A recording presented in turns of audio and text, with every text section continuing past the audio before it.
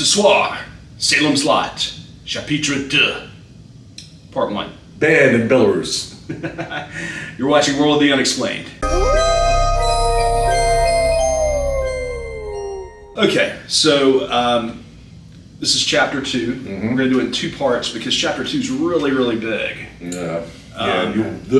We'll do this again because they only get bigger from here. So really. we're going to start with a book and tell it, kind of pace it out how the book does. Mm-hmm. And you're also going to see that as we start it from the book, that the book takes a different blocking than the movies do. So the movies kind of jump all over the place, whereas the book we're gonna jump around in the movies to kind of simulate the book the way the book does it. So again, this is the canon. This is our Bible right here. So that's where we got it by. Yeah. So to start out in the book, we've got Ben in chapter 2. Chapter 2. The title of chapter 2 is Susan.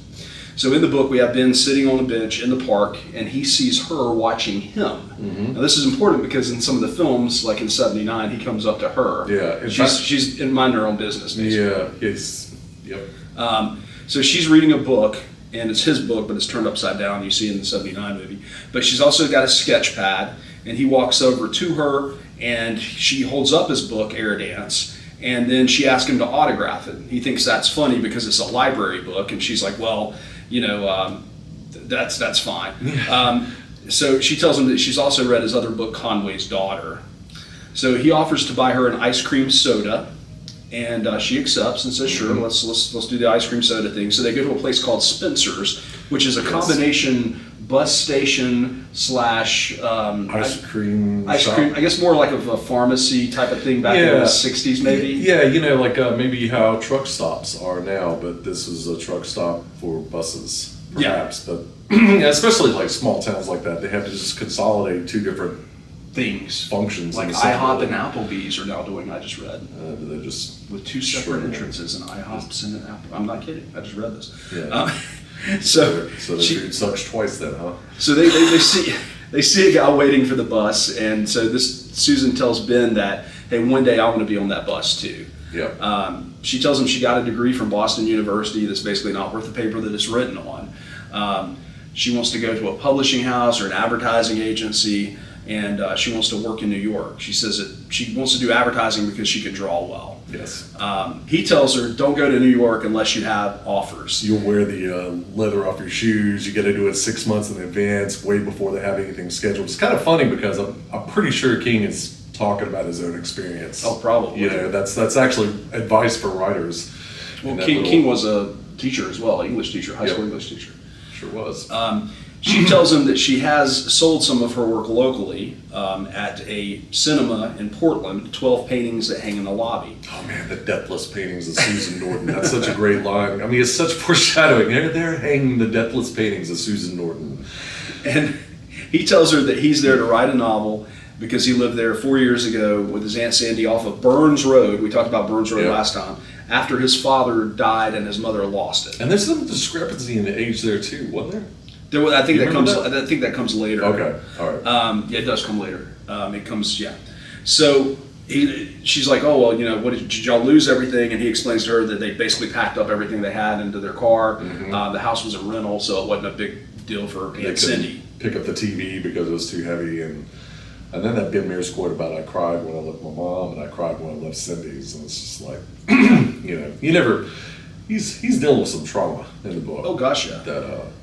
Well, he invites her to go out to a movie with him that night. She accepts, and they go to the same movie theater, surprisingly, that houses her wonderful works of art. Oh. And Portland's it's not that far. That's right, because they're driving to Portland. Yeah.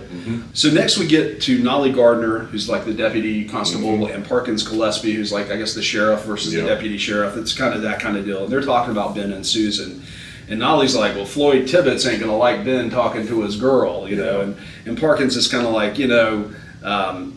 Floyd can basically pound sand, it's they're not married and that kind of thing. That's true. And it's also interesting, too, from the book. It's a big, diverse discrepancy because in the movies, all the movies, the sheriff approaches Ben at some point. Yeah.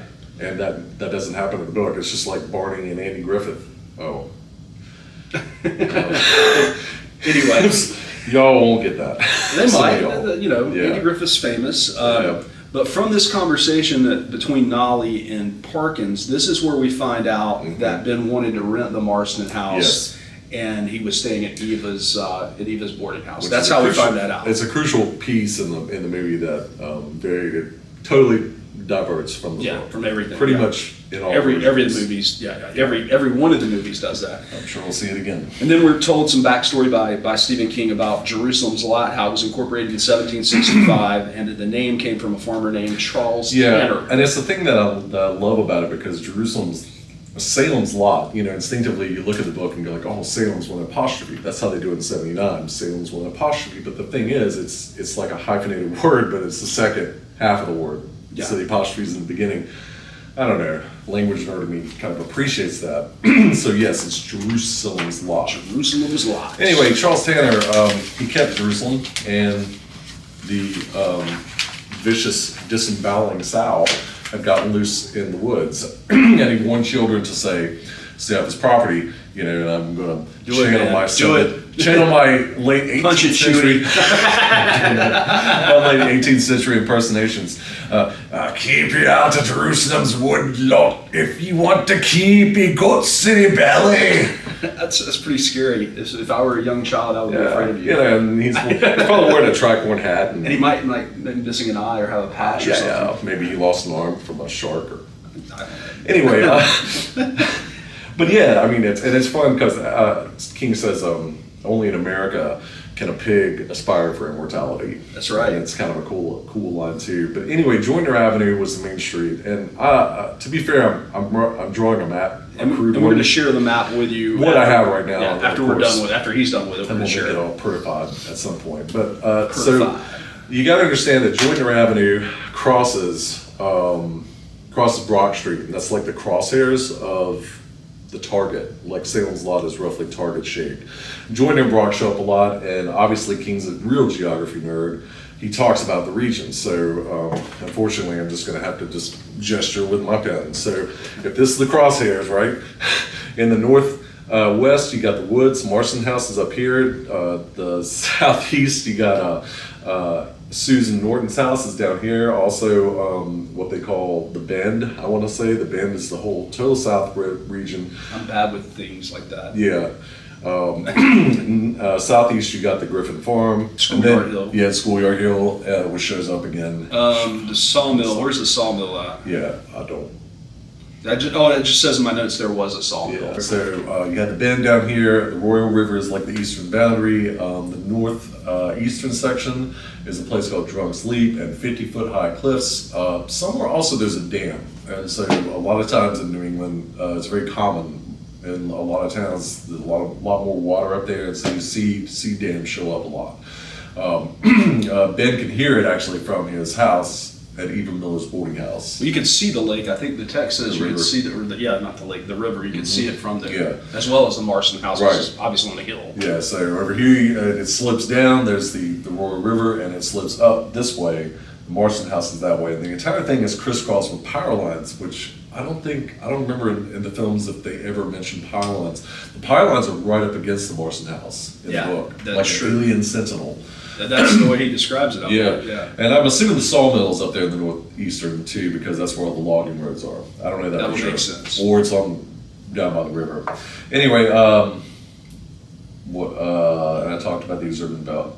The trailers were in the southwest quadrant. All the Yes. trailers that The Crockett's been selling. Everyone. The exurban asteroid belt. And then finally over here you have Dells to the, what I'm assuming is to the west of town, near the town line. Yes. Just from my reading is kind of what I'm thinking. And The party lines. the party line's not a thing that happens now because, well, Modern technology. yeah, I don't even know how many of you actually have landline. Unless it's a post-apocalyptic, it's 10,000 years from now. It's like, yeah, I remember phone lines, Anyway, but it's a party line, which means like 2 or 4 or 6 people will be talking to one another sharing the same line. on the same line. So, which could be noisy and chaotic, I would imagine. Well, I mean, what it allowed for, especially with somebody like Mabel Orts, who we later learn about some very big gossip, is people can pick up that line and just listen. Yeah. So if he could, like, say me and him are on a party line, This is a little bit before our time, but you know, if me and him were on the party line, and he could be calling his mother or something, and I could just pick up the line and listen in, even though I'm, you know, he wouldn't know it unless I made a noise. Right, because the phone lines were physically connected by lines. Yeah. You know, finally we move into Ann Norton, and she lives on a hill, and my understanding is that she lives kind of in the southeastern part of town, whereas Ben lives maybe on the southwestern or western top part of town. Is my thoughts. Okay. So that's my theory.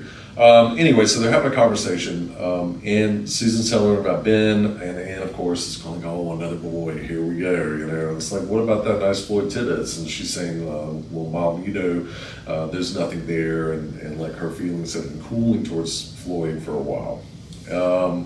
She's happy Ben is staying at Eva Miller apparently don't let ladies come into the house. I think it said like no females unless it's your mama or your sister. Yeah. So no girlfriends. So Ann's okay with that. And Susan and Ben share a nightcap on the porch, which comes later. But so they go see the movie. They're driving back from Portland and on 295, and he tells her that he wanted to rent the Marston house, but he was told by Crockett that he had been sold. At this point, mind you, in the book, at this point, neither Straker nor Barlow have shown up. Yeah. The closest thing we have is light on in the house. And that's where we're going to put the brakes on for chapter 2 for the day. This is just the first part, like we said. So we're going to cover the second part in our next video. Then we go to the actual 1979 film, the original film. So Ben comes to Crockett looking for a place to rent. He says maybe 6 months. It's just himself. Mm-hmm. I found this on the internet. You know how the internet's always truthful. Mm-hmm. But I did check a couple different places. But apparently the map that's behind Crockett in the real estate office, it says Salem's Lot on it. But what it is they've just taken a map of New Orleans and wrote Salem's Lot on it. Wow. Because I even zoomed into some of the places and I could see like Via, which means old. Can we I can see that? French words. I can try to find it and post it. Yeah, that'd be fun. It's pretty neat. So that was kind of cool. Yeah. So his receptionist is Coley Sawyer's wife. Yes. Now in the King book, they always talk about his receptionist being very well endowed. Yeah. And apparently Crockett liked that. But that's who Crockett is having an affair with in this movie. What do they call not her? In the book. Yeah, the movie Boom Boom Bonnie. Yeah. Something like that. So Boom Boom Bonnie, but not in the book. She's not having an affair with Crockett, but in the book she's having an affair. It's just not with Crockett. It's with somebody else. We don't get to that until later. Mm-hmm. So Ben asks if the Marston house is still available. Crockett tells him it's sold, and then he recommends Eva Miller's house on Railroad Street. Mm-hmm. And Ben's like, oh yeah. He's like, well, you know, you just go down. And Ben's like, no, I know, I remember where it's at. Yeah, Railroad, and that's where Eva's house is in the book. It's on Railroad Street. So then he gets over to Eva's, and apparently the kitchen's basically kind of open to everybody, and you just have to separate your stuff and keep it in different parts of the. Almost like a hostel. It's similar. If you've ever gone to youth hostels. So in the 79 movie, Ben sees Susan drawing in the park, and then he approaches her, unlike in the book. That's the difference there. Ben asks where they're going, and she gives him 3 options that they can either go to Dale's, they can go to the movies in Bangor, or they can go to the lake. And he says, well, which one do you want to do? And she says, the lake. So Ben's like, yeah. So they go to the lake. And that's where we're going to stop. He doesn't really do that. No, he doesn't do that. Yeah, he's a lot more suave and he's suaver than Rico Suave. Rico Suave.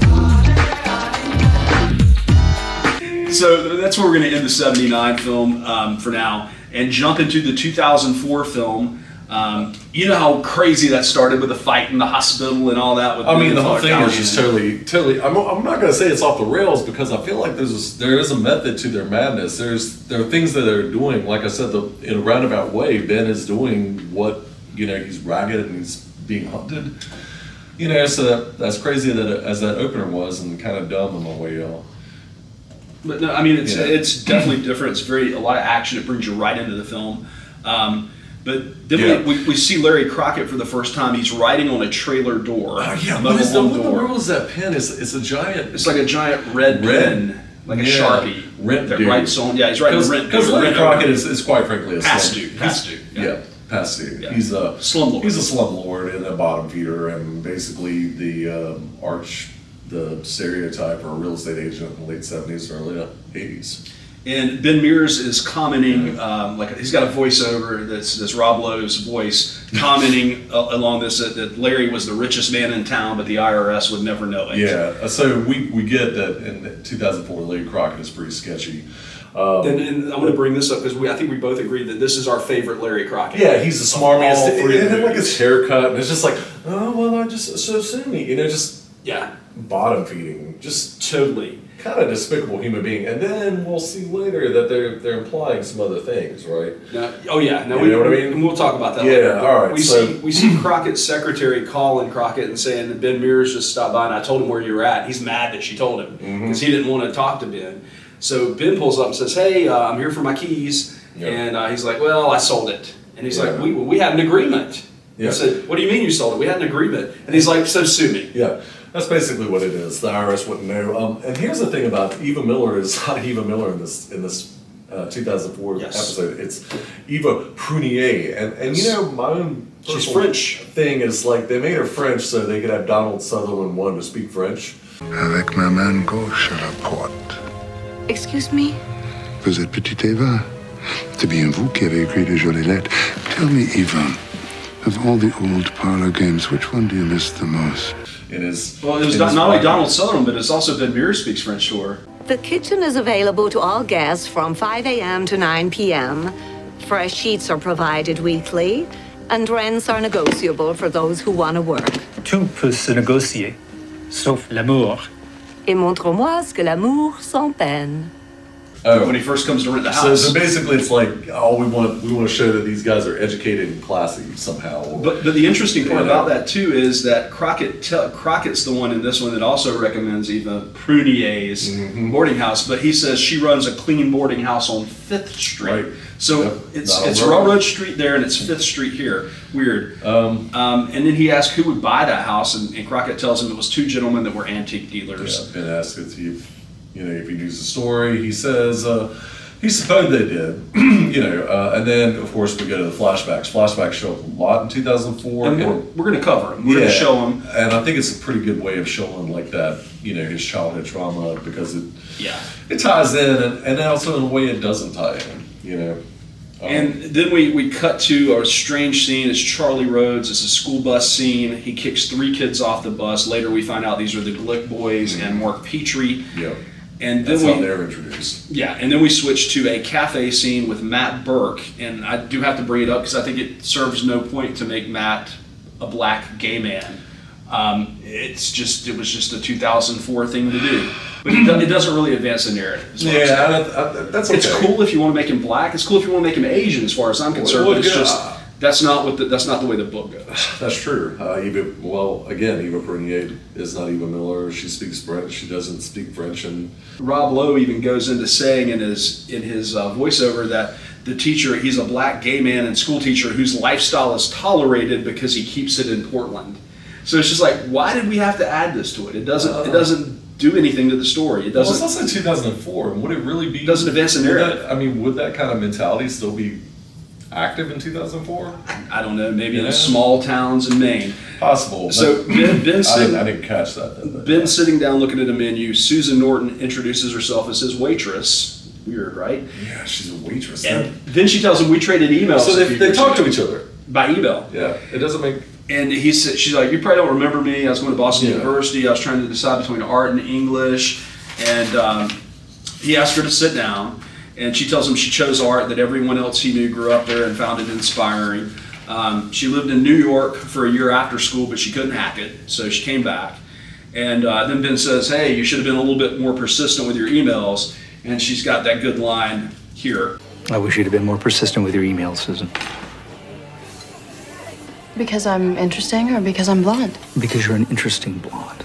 And then she asks why he's back. He says he's working in a Marston house, or he says he's back and he's back for work. And the Marston house and Hubie Marston are kind of what he's researching or interested in. She says that he was the one that found them, and he says, then he tells her that he tried to rent the Marston house, And she claims that she heard that kinky things went on back in the day there, and that she hopes the new owners are gay. And then her mother comes to the table, and apparently her mother is the owner of the cafe, Susan Norton. It is Norton's Cafe, and she's still working there until she can get back to New York City. Yeah, I'm not sure if Ann Norton in the book. I mean, Ann Norton has a husband in the book. Yeah, and I'm not sure. He's not a doctor. No. Oh, right, 79. Yeah, he's a doctor. 79. He's a doctor. But I don't know what she does at this point. In I think she's chapter 2. probably just a homemaker. I'm not sure either. I think so. Like her husband works. But so obviously, 2004 is just It's divergently different. 2004 is a good movie, though. No, I think all these movies are good. Yeah, I think we ought to we stop don't here think to any of say them that suck. we're not judging. No. We're not judging. We're judging elements and parts of it, but I don't think in general we're trying to Any of the make three, some kind of blanket statement about films. The more we've watched these, as a matter of fact, the more we've found little stuff in them, and we actually have respect for each of the three films. Right, like the karaoke bar scene where what's his name is singing? McDougal's singing "Stand by Me," Yeah, and the crowd's booing him. yeah, but it's Stand By We'll Me. talk about that later. It's, Yeah, it's a King reference. Clearly, it's Easter egg. I mean, definitely. Anyway, so 2024, we get back to kind of the almost 79ish in a way, and the fact that Straker shows up almost immediately At the beginning. at the very beginning of the film. He comes up and he's talking about Royal Snow. I need you to pick up something, and you'll see that this act of we need to pick up something from the.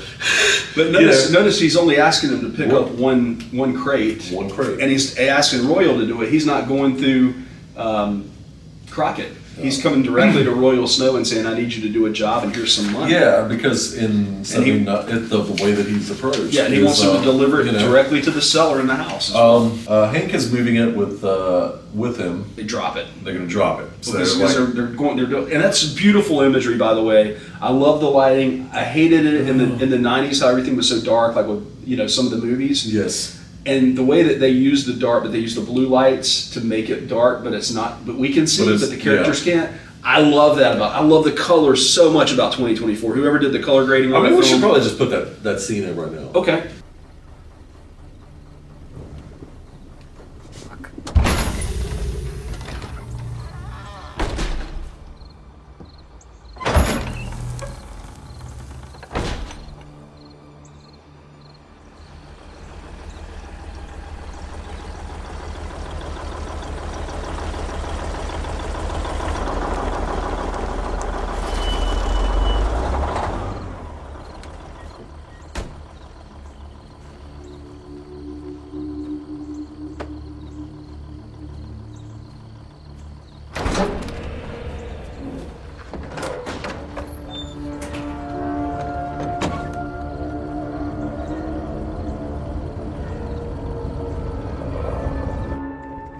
Yeah, so they drop it while they're moving it in. Also, and I gotta point this out, it's such a nerd thing, but it's like 1979.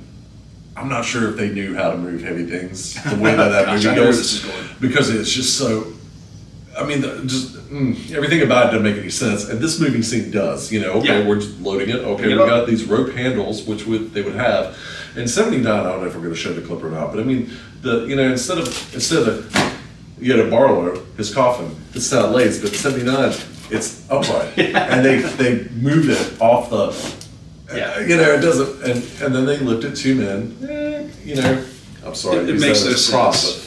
But when they drop it, it breaks and some dirt comes out. Yeah, so they're wondering why in the heck would there be dirt in with this dresser? I would think because it's vampires. And if But your they're not hearing smart. if your hearing's as busted as his is and mine is to this degree, when Royal's alone because he's still back there and Hank's already gone up to start the truck back, I had to put this on closed captioning to see it because you can hear it's like what's he's saying something. There's a Saying voice something. coming from the Coffin. it's Barlow, and what he's saying is Royal, come closer. And that's when you see Royal's eyes kind of, the whites just because he's like hypnotized. Yeah. And then that's not broken until Hank calls his name and is like, hey man, let's get out of here. And then he snaps out of it and they leave. Yeah. They shut the cellar door, and then This is the first time, yeah. first glimpse we see of the vampire in this film in 2024. surprise, surprise, he looks a lot like the Barlow from '79, or he looks like Nosferatu. Yeah. You know, that's basically what we'll point that out because he's not that way in the book. Not the new Nosferatu from our friend Mr. Eggers. Yes, Robert Eggers. What a great film. If y'all hadn't seen that, stop this video now and go watch it. No, I'm kidding. Yes. Watch it after you watch this Yeah. video. Good food. Okay, so then we have the same scene of '79, Ben rolling up to Crockett's place, you know, and he's Straker is looking at his car pull up out of the window of the antique shop. So, that is a match of '79. Yeah, for sure. It's kind of cool. And then anyway, we got Ben enters Crockett's, you know, Lady Crockett's. Susan sitting at the desk and notices, you know, she's looking at the book. Oh, you know, and I've said this before, but I think whoever the actress is in 24 really captures like the gushiness of the character in the book. At least in these first chapters, Yeah. I get this kind of like she's just being starstruck a little bit. And 24, I think she does a better job of that for whatever reason. Anyway, she's reading the book. Ben asks about the Marston house. Looks like someone is in it, and asks who's bought it. And then She tells him it's the folks that opened the antique store. for sure. And then if he, you know, Susan asks, "Do you know about the Marston house?" And he tells her he grew up there until he was 9, and she thinks that's why he looks familiar. And I think that's where the age discrepancy comes from earlier. You know? Well, I mean, she thinks that's why he looks familiar because she's reading the book, not recognizing that he's the author of the book. She don't Yeah. put it together until later. So she recommends, in this case, Eva Miller's place on Railroad Street. On Railroad Street, But not when, Fifth Street. but when he tells his name to Crockett, that's when it clicks for her, and she's like, "Oh!" Then she looks at the book and she knows that that's Ben Mears, the writer. And anyway, Eva welcomes him to her place, tells him when breakfast is dinner is served, and explains the guest policy, why Ann Norton is okay with that. And since he's a writer, lets him know she will take payment in advance. And the paper boy delivers papers, and the milkman delivers milk. That's a great town scene. Yeah, it's very small town and shows kind of the time it's set in. And what I like about 2024 is it is trying to keep with that vibe in 1976. That's going to come back and bite him here in a second, though, because and here's where it comes out and bites him. Ben's at the library looking at the microfilm, and he's looking at headlines. So one of the headlines he sees is Marston murder suicide. Also, good point. Because 24 keeps on doing that. They're not telling things; they're just showing things. Yeah. You know, so instead of having to explain the whole Marston house, you kind of get this idea. Oh, there was a murder suicide in the house. If you're close enough and watching it, I guess. And that article was in 1937. Then he's got another article headline: "Fire torches lots West End, 1951." Two That's of the biggest events. Really. Then Susan and her mom show up at the library, and her mother's pleading with her to give Floyd another chance because, you know, Floyd Tibbets is the golden child. And she tells her she didn't want to give him the first chance. And of course, Mabel Wirtz, the town gossip, is the librarian, and she was asking, "Are y'all talking about Floyd Tibbets?" And she basically tells her it's none of her business. Isn't Mabel Wirtz the one that tells Ann Norton that Conway's daughter is a sex book? Maybe we'd have to look at that. You know, there's a thing. I'm detecting a sort of theme here about Ben Mears as the writer, as his writing capacity, but Well, we'll talk about it later. Mabel tells him that Ben Mears, the author, is there sitting at the microfiche machine. Then Ben sees another headline: "Crash leaves 2 dead." Crash leaves 2 dead, and as Mabel is telling the story of Ben's folks getting killed by a drunk driver here, this is obviously a different Totally take different. on this. Yeah. The headline: "Couple victims of DUI." Local couple victims of DUI, 1956. DUI was not a term used in 1956, so that's the mess up. So Yeah, I thought that was fun. Yeah. So then Susan drops the book really loud and loudly says she's going to be at the drive-in tonight, and she's looking right at Ben, so to give him the signal that, hey, come see me at the drive-in. And so then we go to the drive-in scene, and there are people sneaking in through the trunks in the cars. Ben's alone in his car. Susan pulls up, and he says, "I didn't expect it to be this full. It wasn't like this when I was a kid." She tells him, "Hey, I've got the secret spot. We can go watch a movie if you want to go." He's like, "Sure." So she tells him that every car tells a story. So she's like, "See Mr. Zimmerman over there in the Cadillac? That isn't Mrs. Zimmerman with him.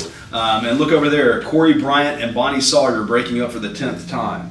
Now, Corey Bryant, I believe, and I'll correct myself if I'm wrong on this. I believe Corey Bryant is the one that's with Boom Boom Bonnie in the book.